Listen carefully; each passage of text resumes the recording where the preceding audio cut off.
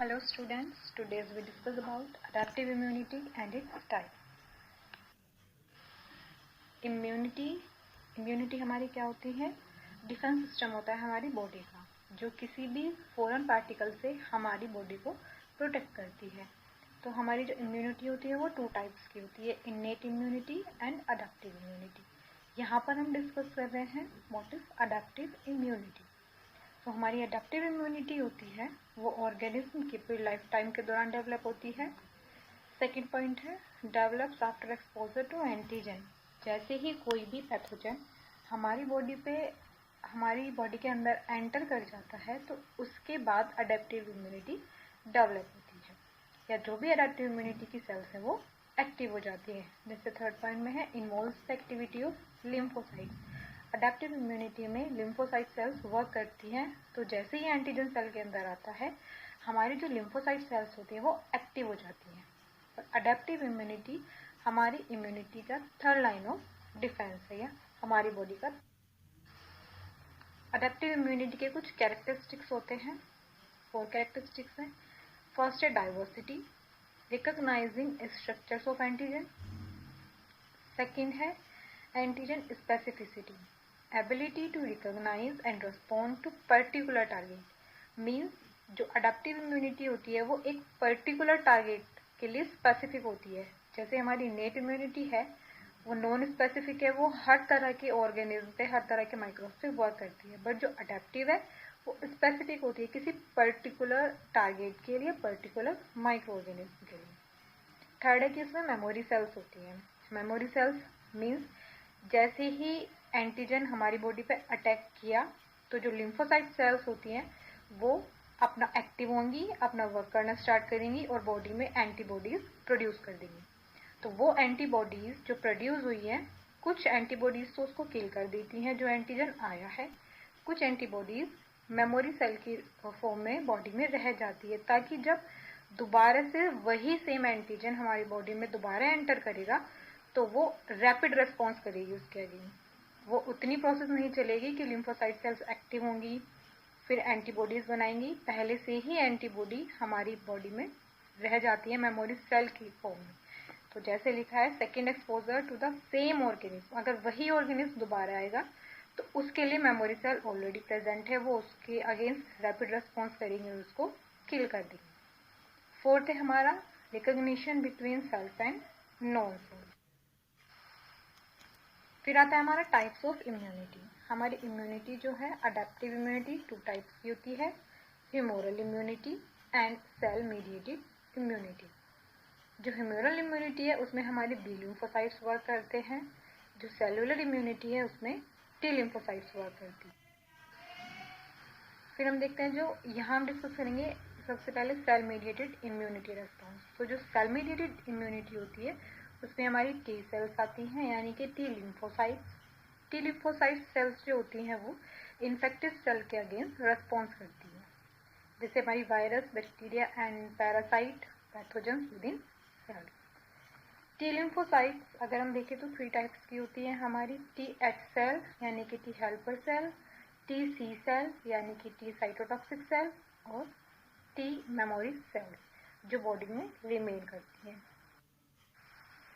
उसके बाद आता है हमारा central role of T H cell. तो हम इसमें देखेंगे कि जो हमारी सेल मीडिएटेड इम्यूनिटी है वो वर्क किस तरह से करती है। तो सेल मीडिएटेड इम्यूनिटी में हमारे 2 सेल्स आएंगी, टी एच सेल और टी सी सेल।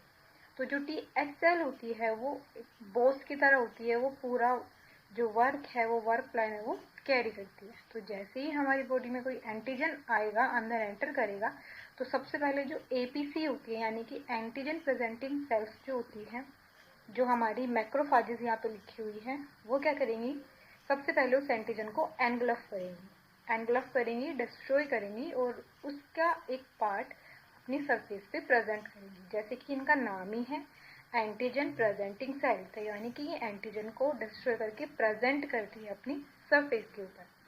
तो जब ये इसको प्रेजेंट करेंगी तो जो टी एच सेल होती है यानी कि टी हेल्पर सेल जो होती है वो क्या करेगी, इस एपीसी से बाइंड करेगी। बाइंड कैसे करती है, जो एपीसी है उसके पास MHC2 प्रोटीन है, और ये वाली जो प्रोटीन MHC सेकेंड प्रोटीन है, तो ये प्रोटीन किससे बाइंड करेंगे, जो टी हेल्पर सेल का CD4 प्रोटीन है, इन दोनों के बीच में बाइंडिंग हो जाएगी। बाइंडिंग होने के बाद ये जो दोनों सेल्स हैं, जब प्रॉपर बाइंडिंग हो जाएगी तो क्रॉसटॉक करते हैं।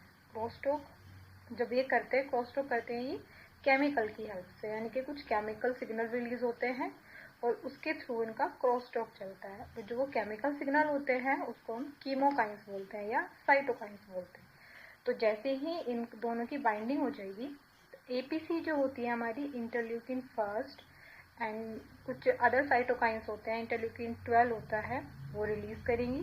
तो वो रिलीज करते, जैसे हमें प्लस का साइन लिखा हुआ है, तो interleukin first and other cytokines क्या करेंगी, टी हेल्पर सेल को एक्टिवेट करेंगी। जैसे टी हेल्पर सेल एक्टिवेट हो जाएंगी तो टी हेल्पर सेल भी कुछ केमिकल रिलीज करती है, जैसे कि लिखा हुआ है इंटरल्यूकिन 2 एंड अदर साइटोकाइन। तो जो इंटरल्यूकिन 2 है हमारा, वो क्या करता है, ऑटोक्राइन सिग्नलिंग भी करता है टी हेल्पर सेल के लिए। ऑटोक्राइन सिग्नलिंग मीन्स इंटरल्यूकिन 2 खुद TH सेल को भी एक्टिवेट करेगा और अदर सेल्स जो हमारी बॉडी में है, इम्यूनिटी सेल्स, उनको भी एक्टिवेट करेगा। जैसे यहाँ हो गई हमारी B सेल्स, उनको एक्टिवेट करेगा। यहाँ पे हो गई हमारी TC सेल्स, उनको भी एक्टिवेट करेगा। जो हमारी TC सेल्स है वो सेल मीडिएटेड इम्यूनिटी का पार्ट होता है। जो B सेल होती है वो ह्यूमोरल इम्यूनिटी का पार्ट होता है।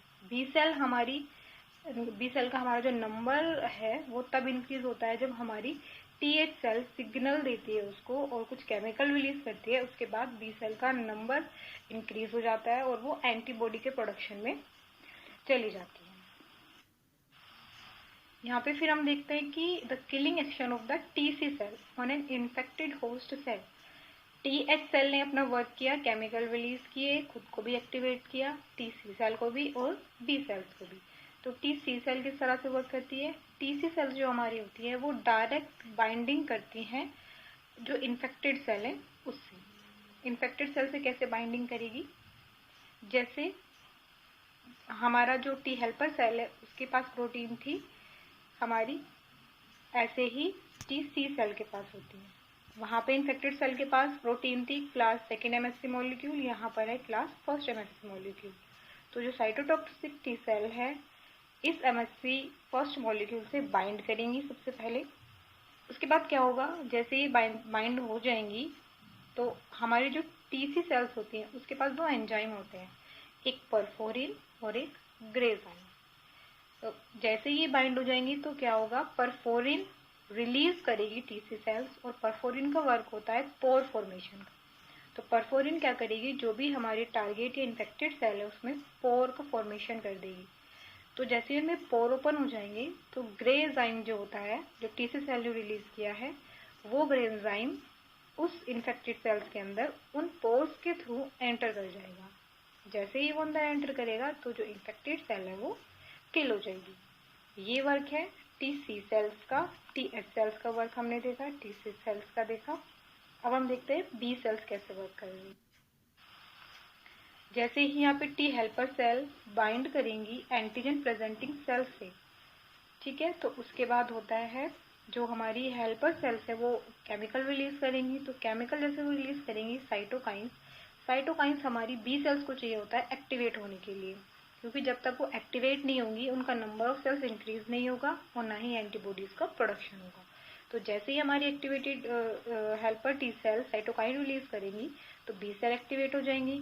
B सेल एक्टिवेट होती 2 पार्ट्स में डिवाइड हो जाती है, मेमोरी B सेल्स और प्लाज्मा B सेल्स। तो जो हमारी मेमोरी B सेल्स है वो हमारी बॉडी में स्टे कर जाती हैं। अगर सेकेंड एक्सपोजर होता है सेम एंटीजन का तो वो उस एंटीजन के अगेंस्ट रैपिड रेस्पॉन्स करके उसको डिस्ट्रॉय करती है। तब ये इतनी बड़ी प्रोसेस नहीं चलती है जो अब तक हमने पढ़ी है, वो प्रोसेस नहीं चलती है। यहाँ पे पहले से हमारे पास मेमोरी सेल्स हैं, वो उसको डायरेक्ट किल कर देती हैं। और जो प्लाज्मा सेल होती हैं वो सिक्रेटरी एंटीबॉडीज बना के उस एंटीजन को किल कर देती हैं। Thank you.